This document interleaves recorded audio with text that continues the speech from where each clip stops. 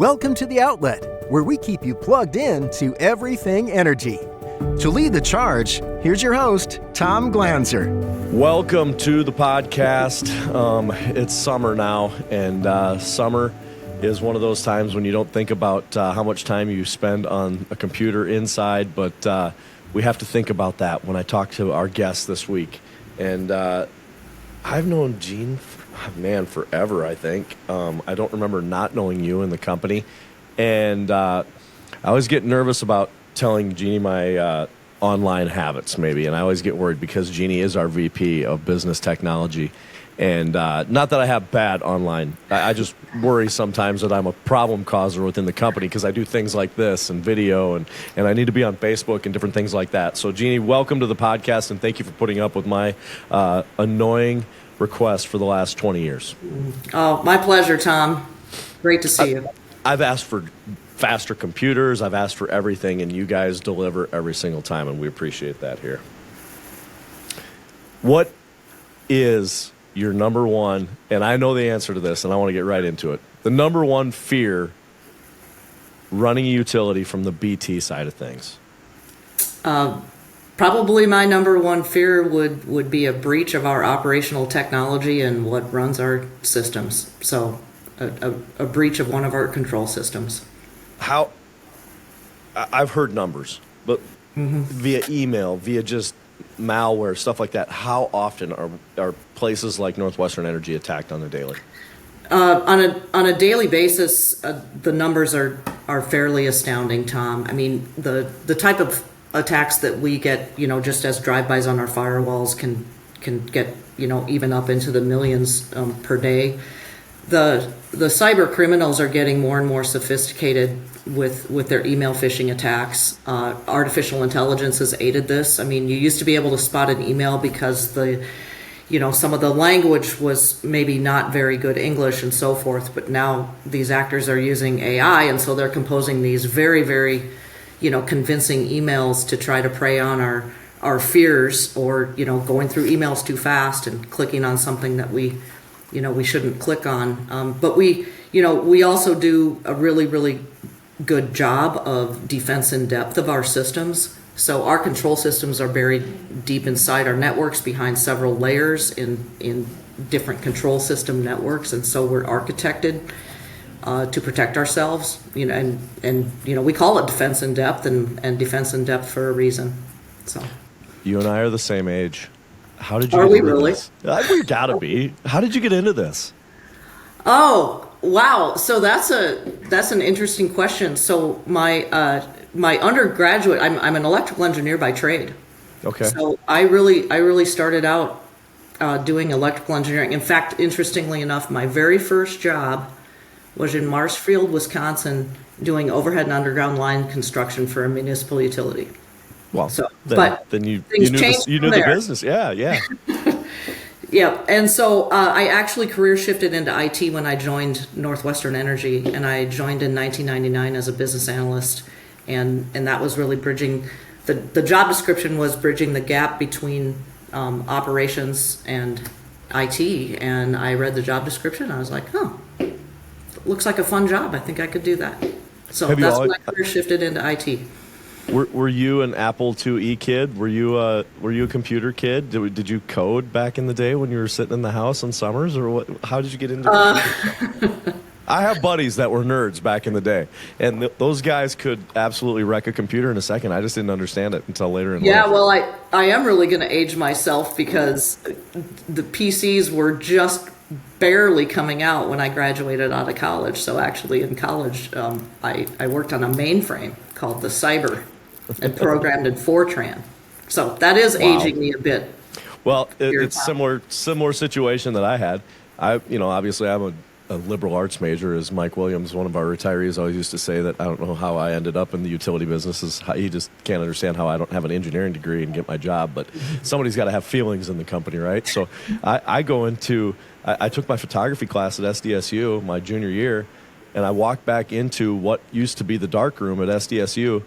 What were the Apple computers with the colorful backing on them? Oh, yeah.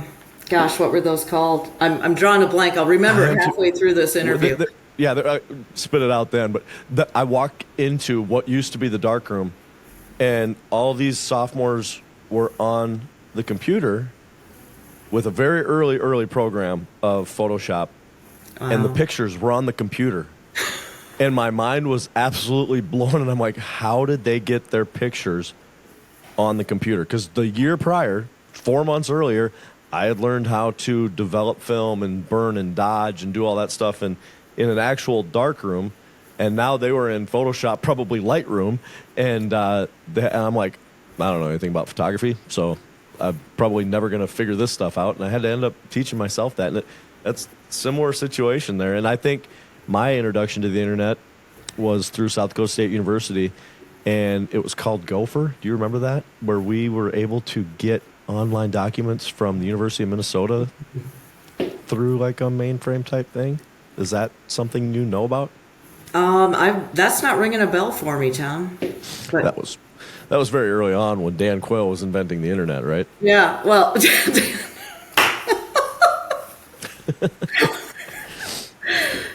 oh, this is going to be a good time. Well, this is not scripted, great. By the way. Yeah, I'm going to this mess is with a you lot of time. reflection. This is really great. Yeah, Yeah. And probably what you did was what they would call a memo system, and it was really the earliest form of email where you were sharing things over that. Wow, it's amazing how far it's come, and how our generation has had to, the kids now. My kids don't know anything but. You and I had to learn. When you first started, did you ever think it would get to where it is? I mean, literally, you're in Mitchell, South Dakota right now. I'm sitting in Huron, South Dakota. We're having a real-time discussion. That's being recorded on a cloud somewhere. Did you ever think it would get to this?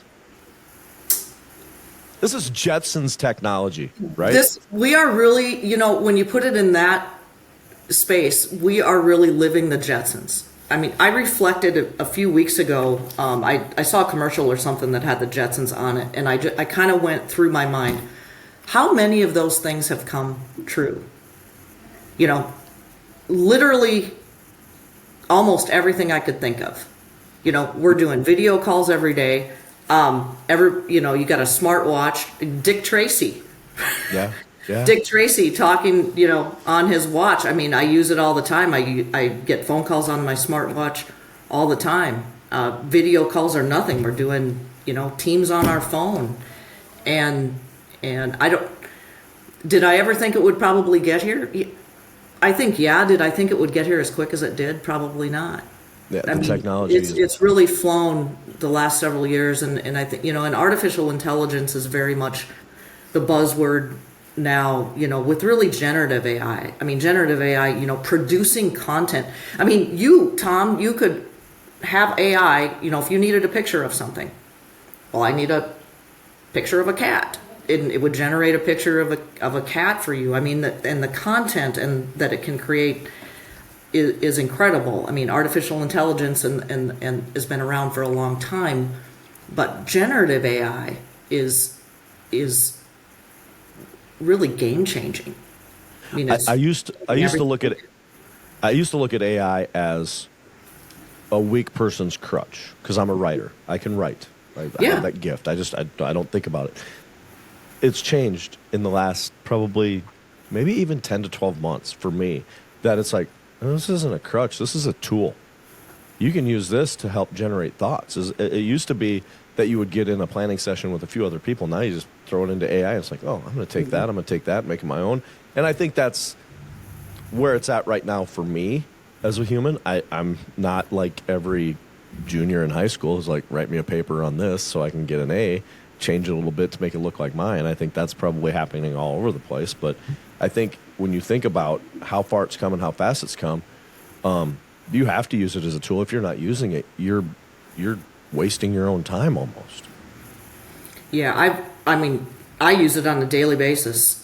It's way easier, even just to get a question answered. It's way easier than a web search. Just going in the Copilot on Teams, typing in, what your question is. It's so much more efficient than trying to do a web search and hunting and pecking through all of the results. Just gives you the results, it summarizes it, and it gives you the, where it found the content. Write a block is another thing. I mean, I've used it for a writer's block. Yeah. You talk about writing, and I mean, you're a fabulous writer. Sometimes I'm just stuck. I'm just stuck with a thought. And we've come from, in your career, in your professional career, we've come from memos that got handed around the office to being able to do what we do now. And you guys have incorporated that seamlessly into the utility. And the utility is using technology that I don't think we ever thought a machine like that could use. Not only employee-wise, but system-wise, how important is the network to the electric grid, the natural gas system? How integral is that and the protection of that? Well, our network is vast, and as well as I do, we operate in a very rural area across 4 states: Montana, South Dakota, Nebraska, and I never like to forget Yellowstone Park because That's right. That's our favorite. Yeah, that's our favorite. And so the amount of transmission and distribution we have is enormous. Jason probably gave you the exact numbers, but we also have communications throughout all of that, and we have our own built communications through fiber and microwave, and we also have off-net communications that we've got to connect all of that. And all of these devices that we have, we're just finishing, a rollout of AMI, automated metering infrastructure. We just set the last meter. That is a communication point at every home that we serve. And we have to connect all that together. We have to protect it all because they're all points of entry for nefarious actors. But then we have to also, capture and utilize all the information that we're getting out of there, which is vast and enormous. And so the number of networks and highways and on-premise and cloud infrastructure that we have all integrated and talking to each other is it's quite amazing. I mean, when you think about everything that you have to do just to get a meter read or get a service order out into the field and all the things that have to go right to make that happen, and you sit back and reflect on that, it's like, wow, that really is kind of amazing. Also, congratulations in the history of the outlet, short history on the outlet here at NorthWestern Energy. You're the first one to use the term nefarious actors. Oh, So congratulations on that. You're welcome. You don't even think about that. We're communicating. It used to be that our guys would come in and they'd get a sheet for the rest of the day, and if something had to change in the middle of it, somebody would probably have to run out and tell them that, hey, we need you guys to go over here. That, or a walkie-talkie CB type thing, and now it's right there on their laptops that you have integrated into a system that we have. And you think about, sometimes you forget about AMI and how real-time information coming right back to us from customer houses. I go back to the ones during the South Dakota State Fair here in Huron, South Dakota. It was like 104 that day, and everybody's got buddies that plug their campers into their houses, and it's super hot. And we had a bunch of hot meter alerts that we would have never got in the past. Meters were overheating because people had 2 or 3 campers plugged in, and it was the sun's beating down on these meters, and it's like, oh, we better go check those. It's interesting stuff. Yeah, that's fantastic. And to be able to stop something before something bad happens, we've got a few examples of that, and we know about it right away with the events and alarms that we have on that system. So I want to give you guys kudos, because if you rewind 5 years, we put ourselves right into COVID, and we all get sent home. And, we had the ability to get into the system from home. Did you, when everybody got sent home with their computers, were you guys ready, or were you nervous and scrambling? We actually, what was the pandemic right before COVID? It was... Well, was it the swine flu one? Swine flu. Yep. Yeah. We actually had tabletopped this potential scenario, when we were getting ready for swine flu. And so we actually had talked about it and what we would potentially need to do from a VWA perspective to get people home. So I wouldn't say virtual waypoint access for those that aren't down with the system. It means you can get into your hard drive from home. Yeah. Yeah. It's a VPN tunnel. Easy enough. Exactly. Yeah. But And you guys were and set up for that. So I wouldn't say we were scrambling, but were we meeting often and working very long hours and working around the clock to make sure that everything was in place to happen? Absolutely. Yeah. And we had to beef up some things. We did have to, we had to make sure that the appliances were open to accept all the connections that we needed to accept. We had to double check and make sure we were licensed. And then the equipment, that was another thing, trying to decide, letting people take home monitors and so forth. And that was kind of like, well, I mean, really, it looked like people were moving out of college, right? Yeah, exactly. Walking out of the mass building exodus. with a monitor under their arm and so forth. But in order to be effective, I think we needed, we had to, allow It had that to look like work. Yeah. Yeah. I was one of the last ones out. I kind of thought, well, I'm staying. I'm community relations. I can't go home. And then Heather Burns, who was our former, HR director, she's like, no, you got to leave. You can't come back in here. And I'm like, we're going home to work. Like, it was such a foreign concept to me. And now it just seems so natural. I mean, we have that's another thing. Our call center is optional remote work from home. They come in every once in a while, but that's a testament to not only our local internet provider. I'm sure we could probably say the Midco. They do an amazing job here in South Dakota.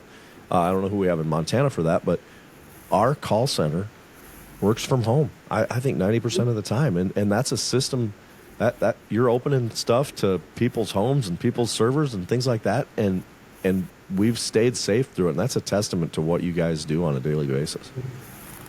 Well, appreciate that, Tom. And that was, sending, the CSRs home. I mean, that was, we did a short-term solution for them, to get them home during the pandemic. And then, over time, put together a long-term solution, for all those folks. And we call it is CSR in a box. Yeah. And that's, we get a new agent and when we set them up and they're all set up the same way. And you don't hear background noise. It's quiet in the homes. And, you think about sometimes when you call a call center, you just get a lot of chatter in the background. Sometimes it's hard to understand. Yeah. But these people are comfortable working from home. And I think it's pretty amazing that technology we're very proud of our call center. Very proud of the fact that we have an internal call center. And you're talking to real people that live by you. And that's why they know the system. That's why when you call up and you say, I'm 6 miles north of Glendive, they know where you're at, right? I mean, they know where you're at on the system, and it doesn't take long for them to figure things out. And that I take pride in that here, and I know you do as well. Talk about future.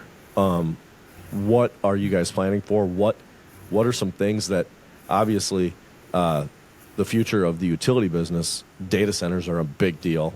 But like as far as you guys, like storage and things like that, because all we do now is just make more terabytes and terabytes almost every single day. What is your guys' future? What are some of the things that you guys are planning for in the BT world? Okay, well, I'll probably talk about 3. Okay. And the first one is just how we have been able to harness and leverage our data in our enterprise data platform and in our data lake.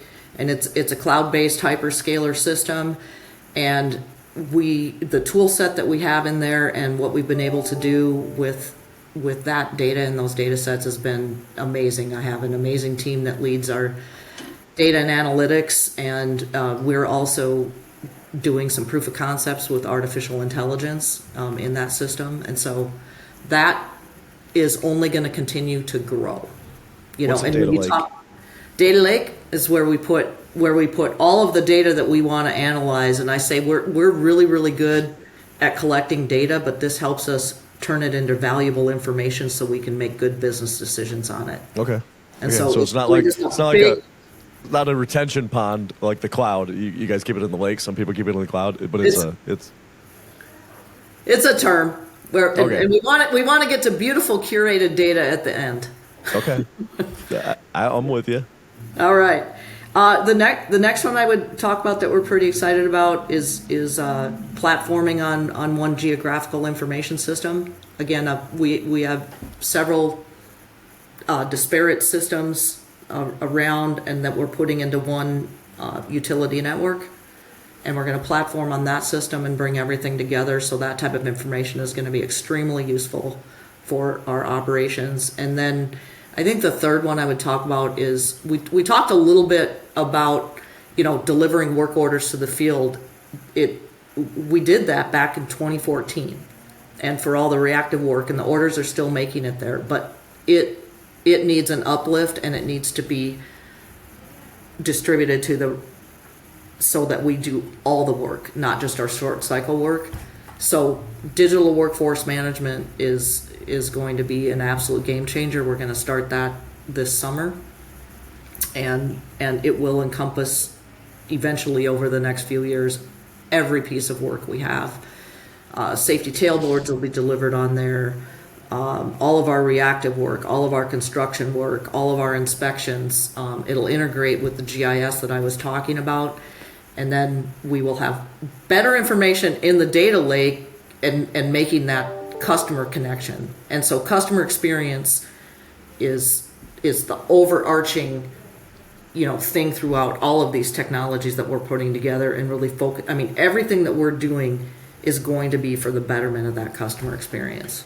And when you say everything you're doing is for the betterment, we talk about it all the time, and I don't really go anywhere in the company where we're not talking about our customers. Well, and that's, I guess I've never thought about this, but we're so integrated electronically with everything we do. Your guys' finger is on everything. There's nothing that you guys aren't involved with. I mean, to a point, right? No question. I mean, we can't do our jobs anymore without having technology involved in some form or fashion. I mean, it's the way life is now.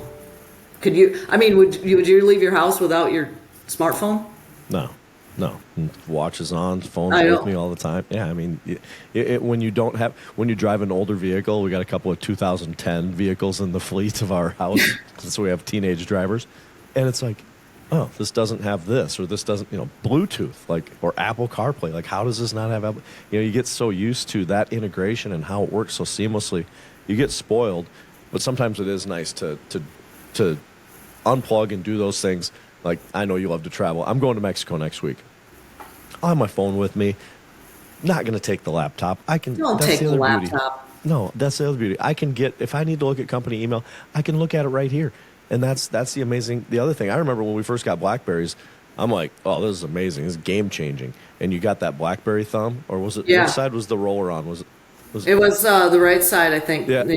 You'd get that. Remember, you got that. Like, it was almost like the gamer's thumb. You'd scroll so much, or you played the one game on there when you're on the plane, trying the blockbuster game or whatever. But the BlackBerry changed things, and now you look back on that first cell phone you had as like, that wasn't even worth having almost. But you went from talking all the time to, okay, texting works pretty good, and then all of a sudden it's like, well, this is.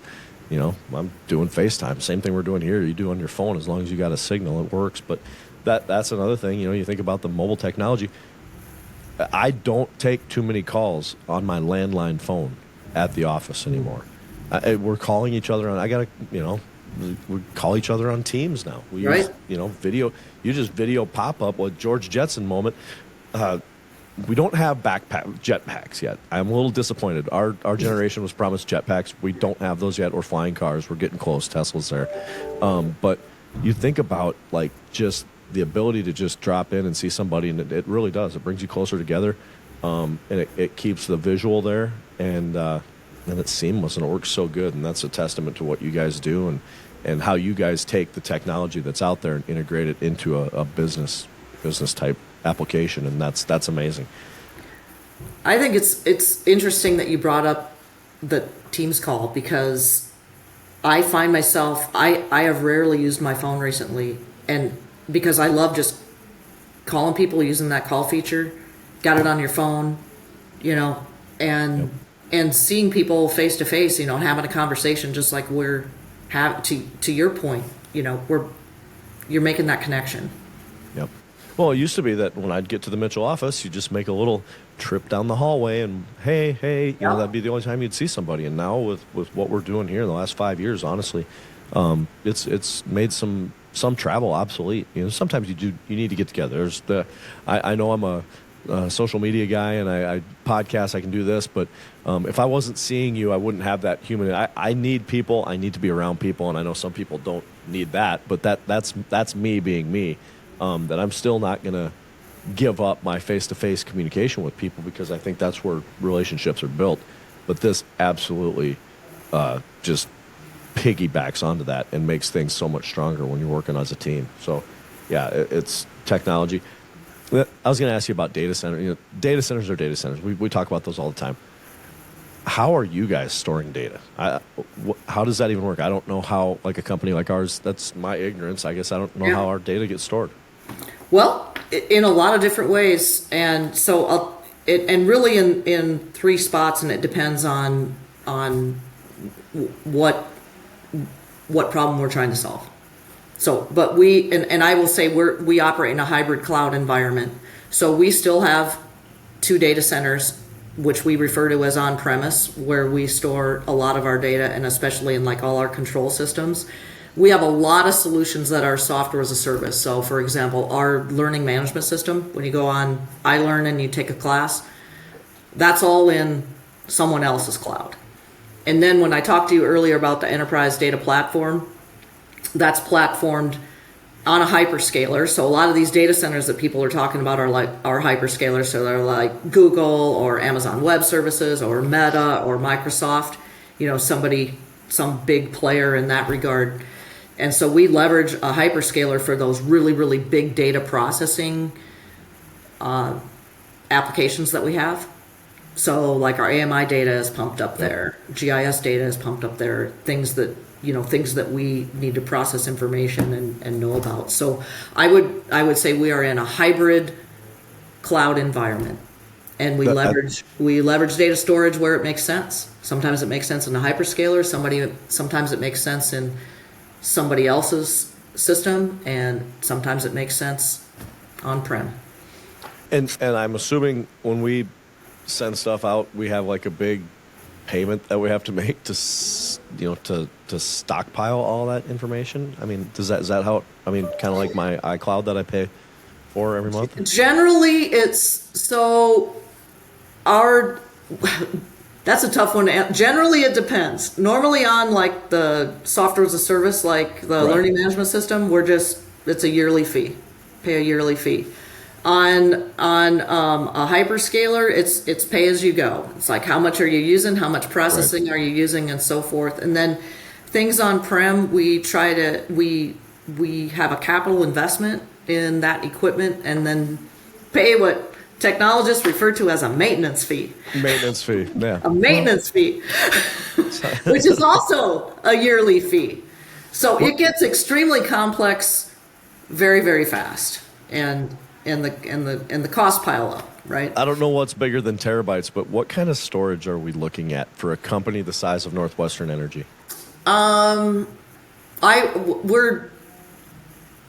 We're probably well north of 50 terabytes. Really? Yeah. And I used to know those numbers. Tom, I used to have really good things like, you could stack, this number of books this high, and it would be like, but I know one time we were using a statistic where we actually have more storage than Netflix. So. Wow. That's pretty amazing. And what did we start with? Do you remember like some of those old servers?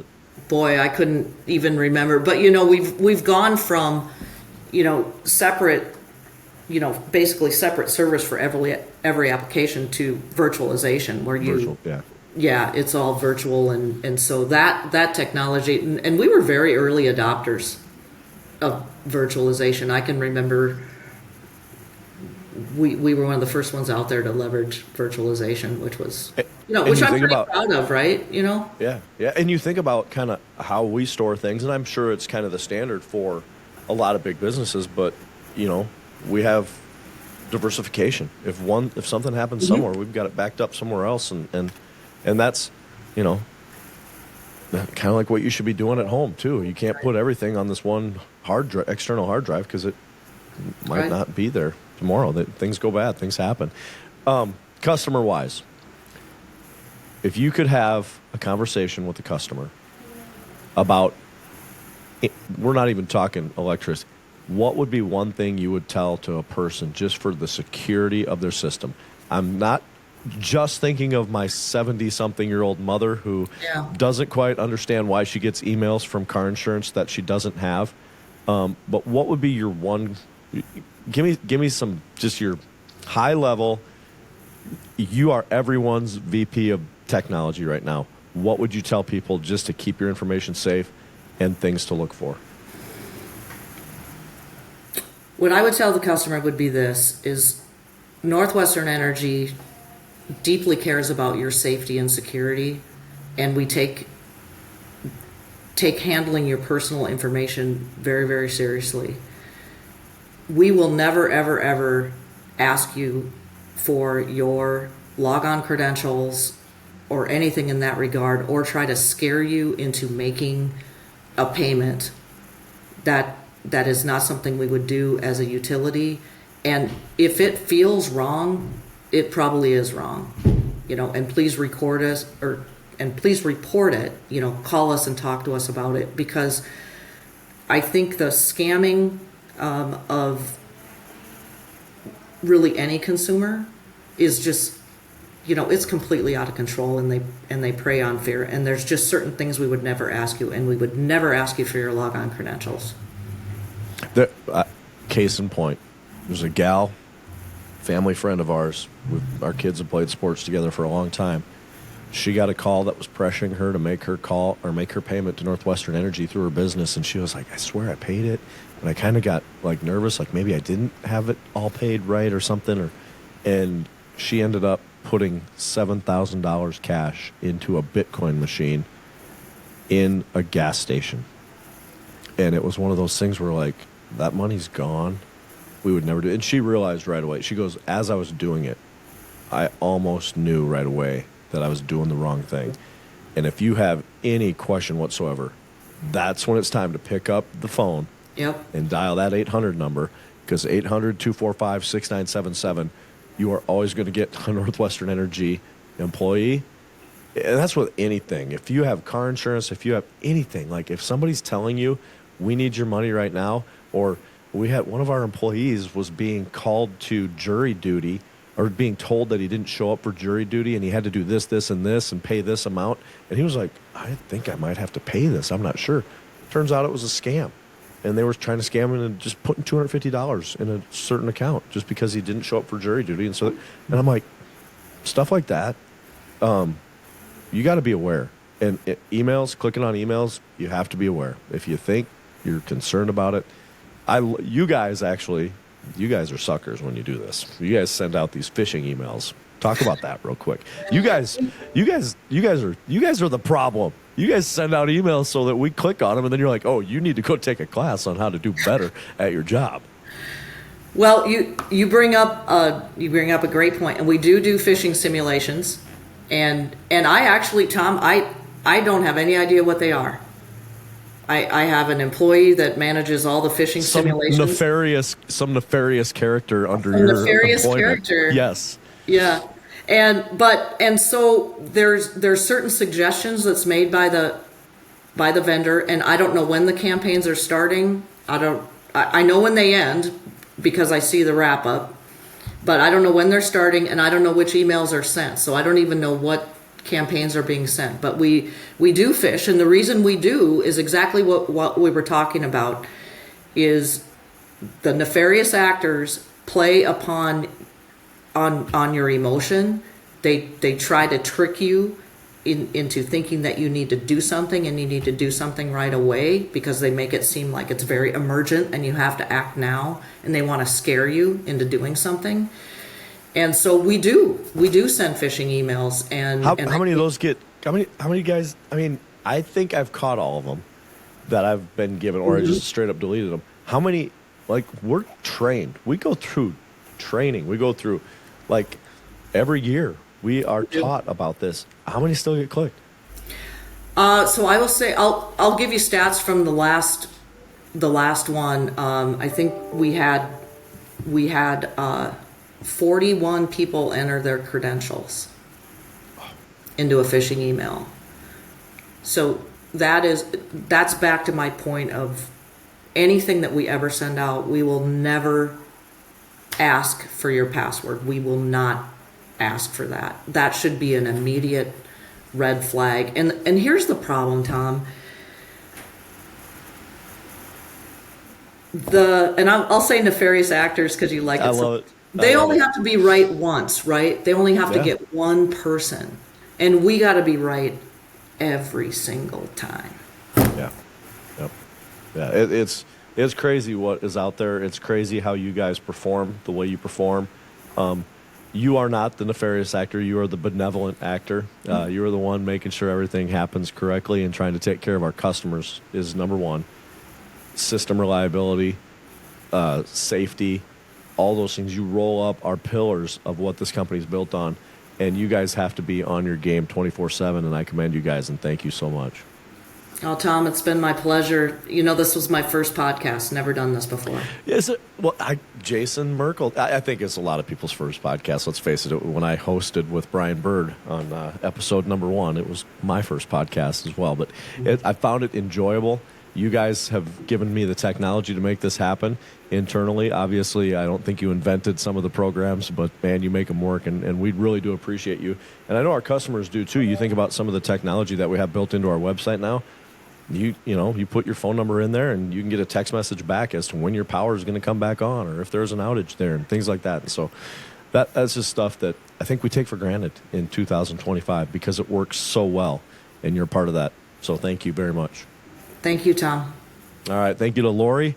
She is our producer of this show, Lori Nelson, always making sure that we get the best guests. And I'm like, we got to get Vold on because she will talk about some amazingly deep things, some nefarious actors. We even got some drama involved in today's episode. But thank you very much to Lori for making this podcast happen. She is the executive producer. And again, thank you to Jeanne Vold. She is the VP of Business Technology. And she cannot let her guard down one day. She's keeping all of us safe out there on the interwebs. So thank you very much, Jeannie. Until next time, have a good day. That's a wrap on this week's episode of The Outlet. For more information and weekly energy updates, like and subscribe wherever you get your podcasts or visit northwesternenergy.com.